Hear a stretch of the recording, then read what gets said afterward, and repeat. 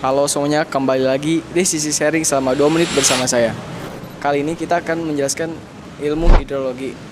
Nah, sebelum masuk ke penjelasan lebih lanjut, tahukah kamu bahwa 97% air di muka bumi ini tersimpan dalam bentuk air asin dan cuma hanya 2,5% aja dalam bentuk air tawar. Itu pun dari sebanyak itu, semuanya itu bentuknya air es atau gletser. Jadi air murni yang hanya bisa digunakan oleh manusia itu cuman ya paling 0,3% lah. Ilmu hidrologi itu apa sih?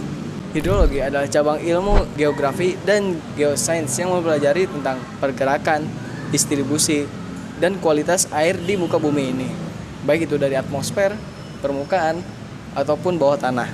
Nah, hidrologi ini mempunyai cabang-cabang kecil lainnya yang membaginya menjadi sub-sub yang lain.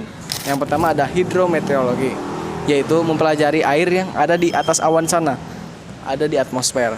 Yang kedua ada hidrologi permukaan, yang mempelajari air yang ada di permukaan seperti yang danau, laut, bendungan, dan lain-lain. Yang ketiga itu ada hidrogeologi, mempelajari air yang ada di muka bumi ini. Jadi ketika air hujan itu ditumpahin, nah, air itu akan kebagi menjadi dua, antara ke permukaan atau ke dalam bawah tanah.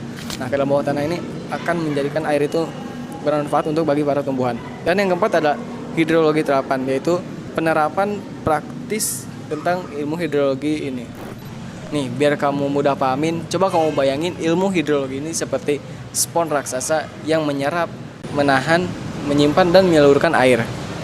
Ketika air yang ada di permukaan seperti di laut itu menguap, air itu akan disimpan di atmosfer dan membentuk sebagai awan.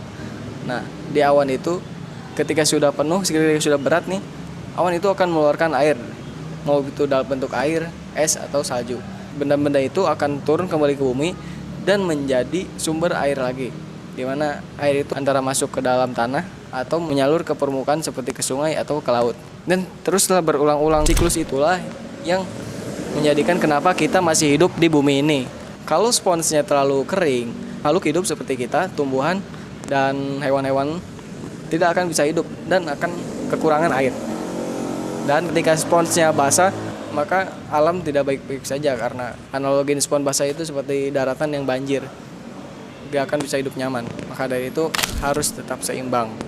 Tujuan dari ilmu hidrologi ini adalah memahami siklus air di muka bumi ini dan juga interaksinya dengan lingkungan sekitar serta terhadap produktivitas manusia. Seperti yang dikatakan oleh W.H. Auden, "Thousand has lived without love, but not one without water."